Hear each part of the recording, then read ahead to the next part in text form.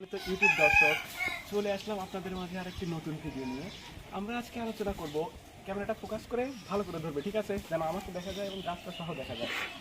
আজকে আমরা আলোচনা করব এই লেবু গাছের উপকারিতা নিয়ে। লেবু গাছ এটি খুবই পুষ্টিগুণ এবং পুষ্টিকর গুণাবলী বলা চলে।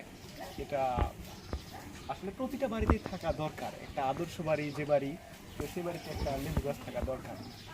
তো এটি আমার ইউটিউব চ্যানেলের অন্য আরেকটি ভিডিও হতে যাচ্ছে এবং আমার চ্যানেলে প্রতিনিয়ত এরকম ভিডিও আসবে। তো আপনারা চ্যানেলটি সাবস্ক্রাইব করে পাশে থাকবেন। এবং আমি এখানে দেখাচ্ছি, এখন হচ্ছে লেবুর মৌসুম, সামনেই লেবুর মৌসুম।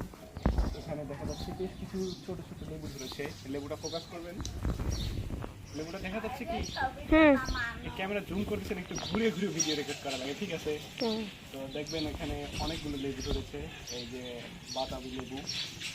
এগুলো কিন্তু এত বড় বড় হয়, এত বড় বড়, খেতে অনেক সুস্বাদু।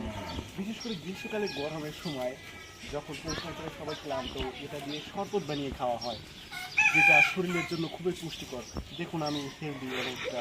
তো আমি আসলে এরকম লেবুর শরবত খাই। আমাদের বাড়িতে ছোট ছোট আনাচে কানাচে ডগায় ডগায় লেবু ধরে এমন লেবু গাছ অনেকগুলো আছে। তো এদিকে আসেন, এদিকে আসেন, এই দেখেন, এই না ওই পাশে, ওই পাশে এই দেখেন লেবুর সাথে আর একটা ডালিম, ঠিক আছে? এই ডালিম আমাকে দেখা যাচ্ছে।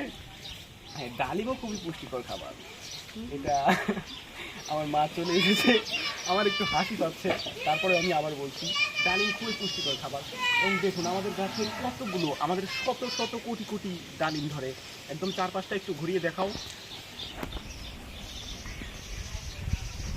আচ্ছা, হয়েছে হয়েছে। এবার এদিকে আমাদের ওই পাশে সামনে ভবিষ্যতে হয়তো ডালিম প্লান্ট হবে এবং এই পাশে আরও কিছু ডালিম গাছ লাগানো হবে।